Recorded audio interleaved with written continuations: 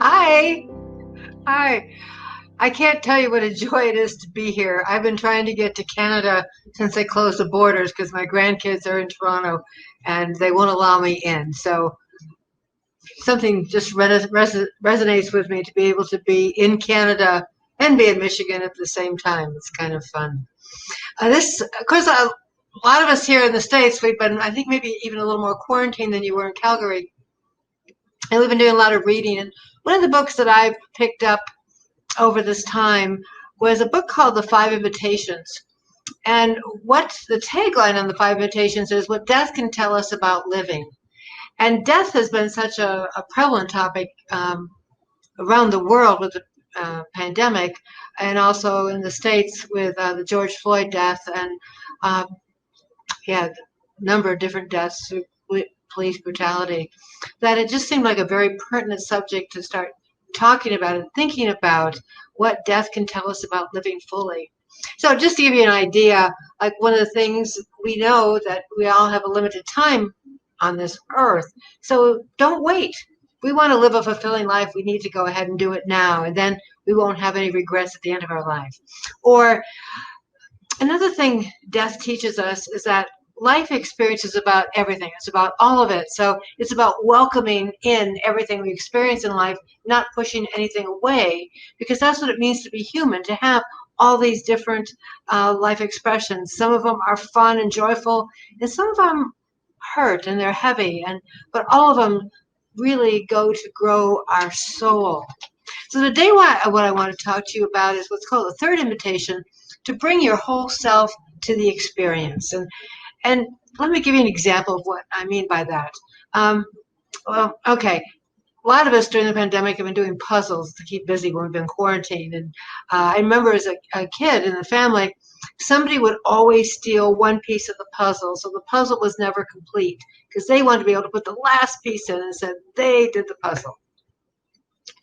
Well, picture yourself if you were a three-dimensional puzzle, you know, these wonderful three-dimensional puzzles, and you had all these pieces and you were going to put yourself together.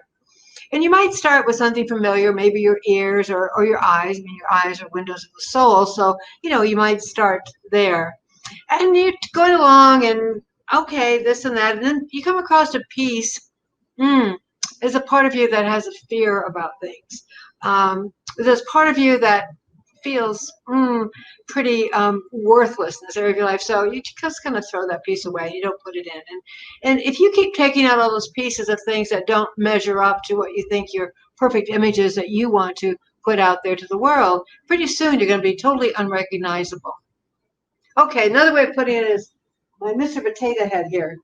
This is Mr. Potato Head Pirate. And, you know, in order for him to be a pirate, whoop, here's a sword. He kind of needs all these little special thing that says he's a pirate, but I say, or his hook there. Okay, so he's not going to have a hook hand. I'm going to throw that away. And you know what? This nose is awfully big. That's like maybe part of ourselves that, geez, I don't like it sometimes when I'm too loud and boisterous. I don't like that part of myself. I'm going to throw that away. And oh my goodness, there's a patch over his eye. He doesn't have perfect sight. Well, I'm going to take that part off. I don't want that part to be part of it because it's like that part of me that makes mistakes. I don't want people to understand that I don't have perfect vision, that I can't see all the right things. Oh, geez, these ears, they're way too big and ugly. Get rid of those. Yeah. There you go. Get rid of that. Okay. I mean, those ears, those things that we hear that kind of take up residency within us, those erroneous thoughts and ideas. We just don't want to let anybody know that we're not spiritually perfect, that we're not these marvelous human beings. We're going to put that back in our puzzle. And then, oh my goodness, look at his mouth. He's got a space between his teeth there. That is way too imperfect. I don't want that to be part of it. There's places in me that, yeah, I don't have everything covered. There's gaps in my knowing and that gaps in my experience. So if I take all those things off and, oh, wait a minute, what about this ugly hat? This is way out of fashion. Get rid of that. So what do I have left? I don't know, this brown blob with maybe some arms and these black things on its bottom. Well, the same thing with us. If we let off all those parts that don't make us perfect, or parts that we're embarrassed about, parts that are still maybe a work in progress. If we leave out all those parts, we're no longer us. It's really important that for us to be a part of life, a vibrant part of life, that we bring it all. We bring the imperfection, we bring the weak parts, we bring the strengths, we bring the courage, we bring the fear, we bring it all and put it on the table. Because we need all those parts to deal with what's happening, what's going on in our world. I mean, even with skills I have, it just sometimes seems overwhelming. And if I didn't have all of myself here, I can't even imagine what parts I leave behind that wouldn't ultimately help. Maybe I don't know why. And so as we have all these parts, we also have these different roles that we play in life. We may be the role of mother, sister, teacher. We may be the role of neighbor. We have these just roles that we take on, and knowing that every role that we take on is a choice. And when we make a choice to play a certain role, we're always also making a choice not to play another role. And that's fine as long as we don't get so caught up in these roles that we put on to kind of incorporate all these little separate puzzle part pieces to us into one under this role, to understand that that still isn't us. This is a role that we put on. This is a choice that we make. Ram Dass says, don't be a role, be a soul. Be a soul. We want to bring our whole self to this life experience. We want to, the blemishes and the perfections, we want to bring it all. I have a favorite little quote. It was the first time I heard it. I think it's a Ukrainian saying. It says, not my circus, not my monkey, which I have remind myself of periodically, to not take on things that aren't ours. And sometimes we take on a role, we're taking on things that aren't ours and assuming that's who we are. And that's not true because it's just an idea. But there's an ancillary kind of statement that I read about that. Monkeys must be on my mind this week. And it says, don't sell your soul to buy peanuts for the monkeys. Don't sell your soul to buy peanuts for the monkeys. Now, to me, that means don't take parts of myself and throw them away so that I can feed that monkey mind, all those little thoughts that go in there, all those little worrisome things that goes on. The one that tells you, oh, you're a really bad role model, or you're a good role in this. All those monkey thoughts. Don't give up any piece of your soul to feed this monkey mind that's jumping around. And as we talk about these roles that we agree to, that we kind of put on, it's like put on a jacket. It's just something that we put on. It's not us. They do play an important part of our life because they help us to kind of be predictable, knowing what's expected of us, what's another thing that we might do in our journey. And our skill levels change as we go through life. When the first half of our life, we really need to take on the role of builder and family maker and homemaker. And it seems like in the second half of our life, we might take on the role of inward seeker, explorer. We just have different needs. And so a reminder yet again, the role is not good or bad. The only thing that can ever be good or bad about it is over-identifying with it and forgetting who we are. Creations of the creators, full and whole and full of potential and ever-changing and made of the same stuff as stars. So in the idea of don't be a role, be a soul, when we start disowning parts of ourselves, when we start saying, this isn't worthy, or this doesn't fit my role, or this is not a part I want anyone to know about, what happens is that very aspect that we're trying to shake off, I guarantee you, will show up in somebody else. And when we see that very thing that we dislike about ourselves, how are we going to feel about this other person that's exhibiting that idea or that role or that characteristic? Not going to like them very much, are we? So that's another reason why it's so important to incorporate everything we are.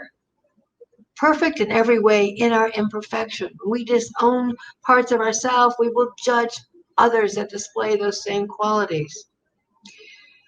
So knowing that we are a finite expression of the infinite in this world, that we are the spiritual expression showing up to have this human experience, that our complexity as humans, the fragility as humans, and the wonder of humans requires us to bring all the pieces to the table, whether it's a pirate or whether maybe it's a Mrs. Potato Head.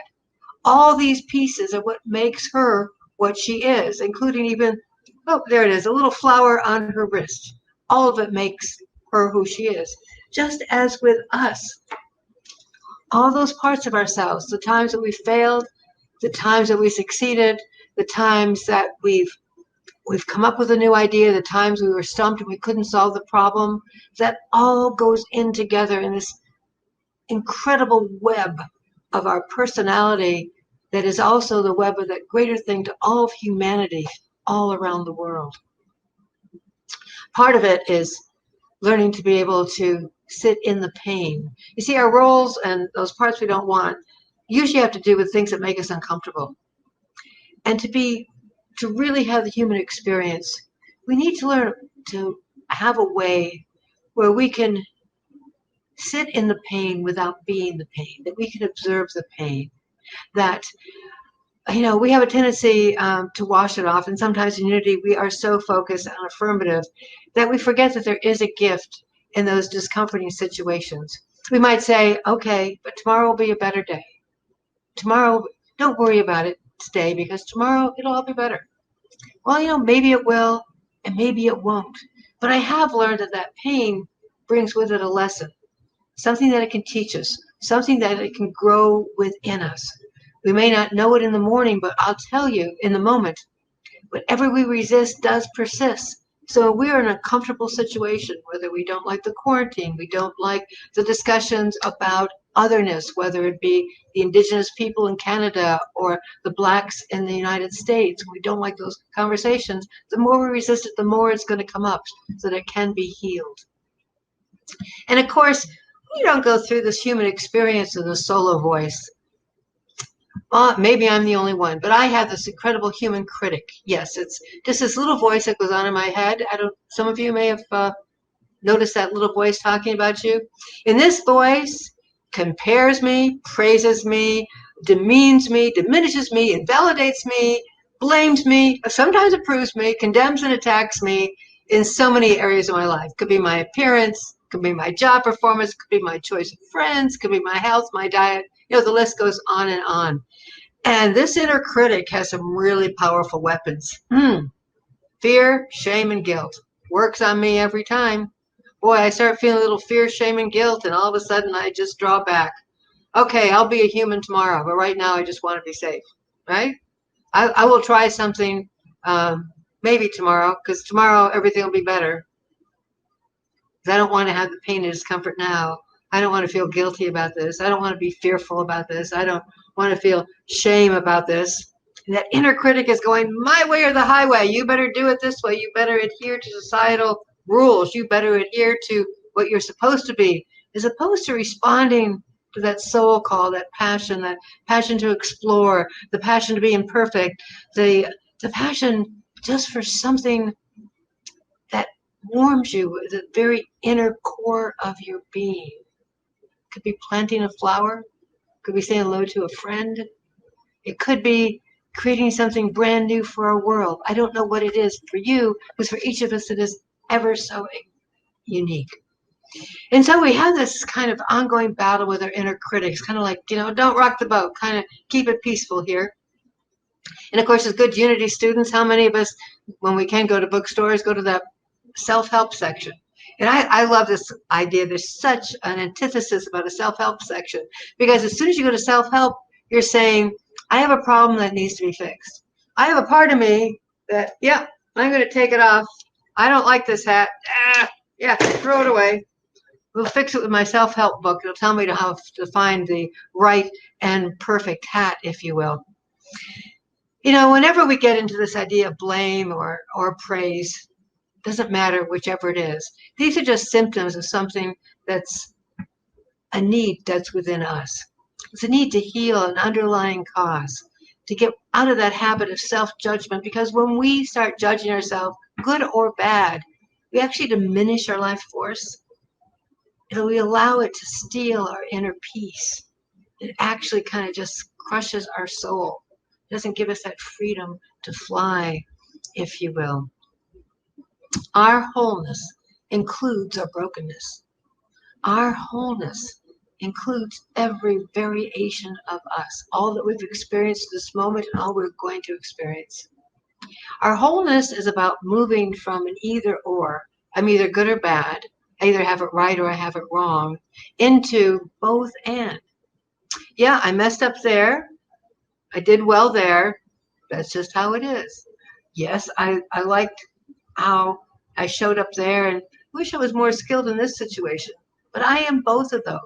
I am both of those.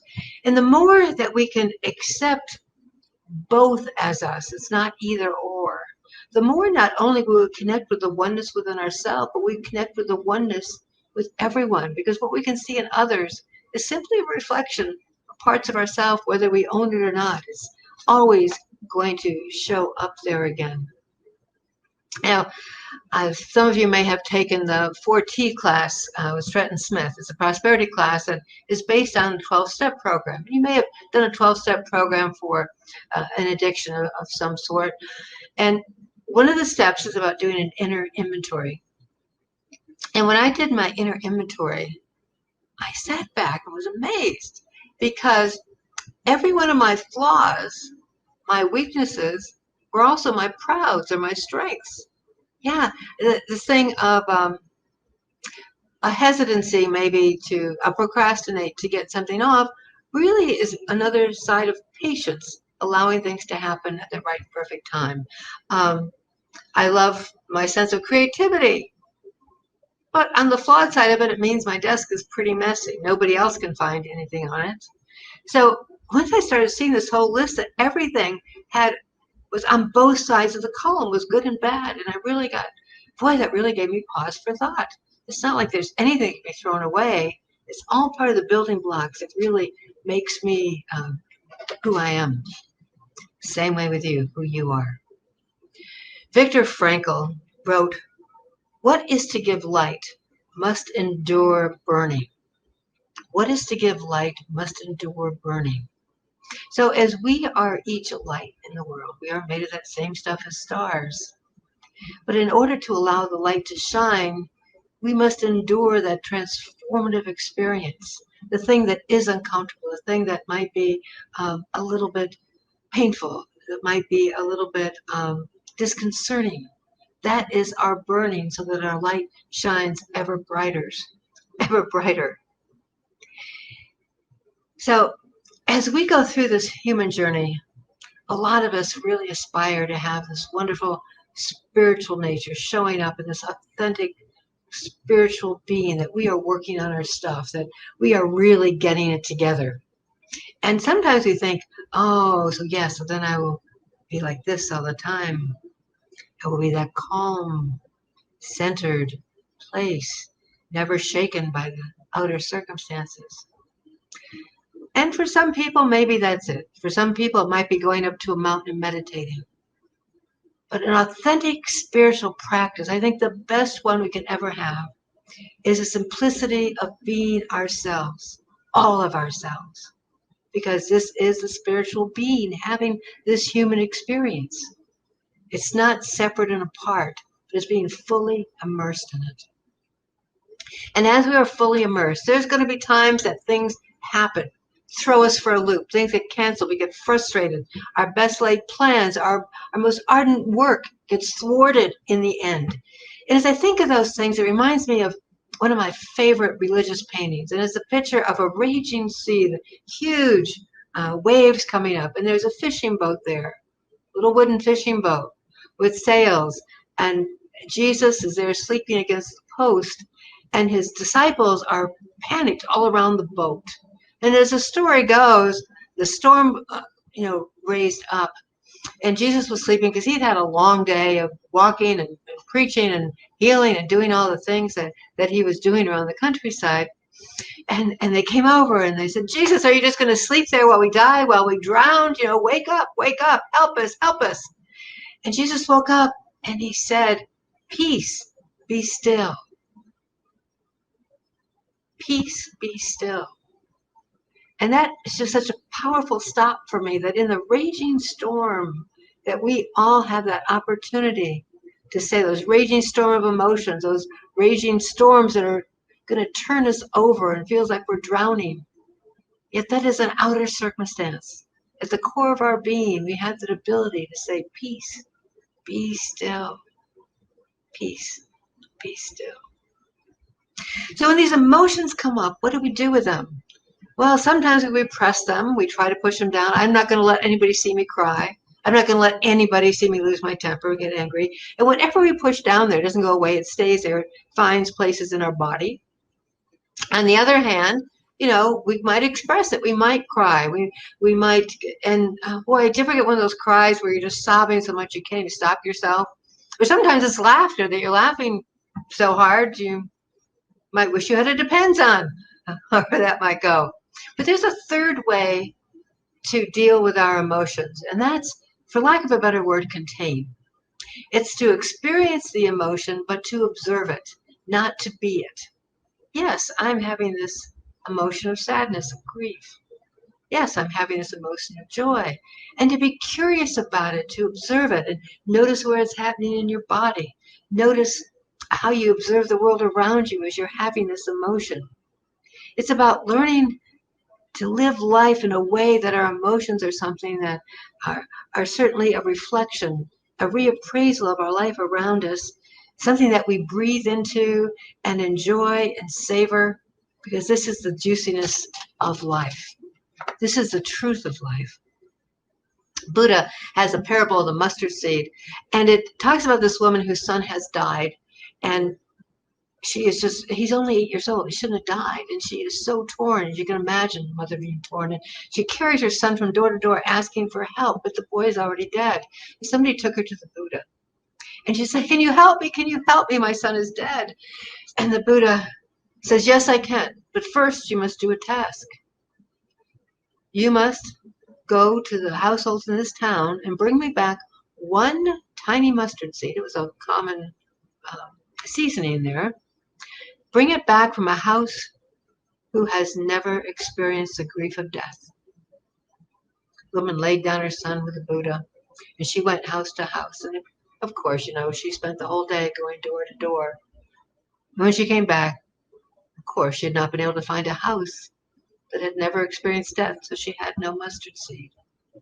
But in that process of understanding that what she was feeling was not an isolated incident, not an isolated experience, that it was a human experience, she was able to come to terms with her own grief, not by repressing it, not by letting it take her over, but becoming the observer of it.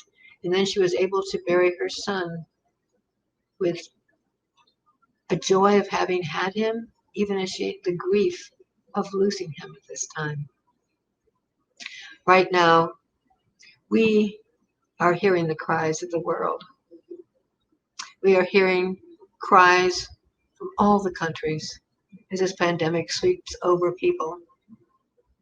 We are hearing the cries of otherness and inequality from just about every country in our world, where we have created this less than and greater than, that we've created a caste system of different names depending on the countries, but a caste system nonetheless. Like there's not enough good, not enough life to go around, so therefore we need some people suppressed so others can be greater.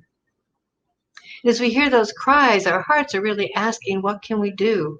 How do we experience the fullness of life without adhering to these calls that we are hearing?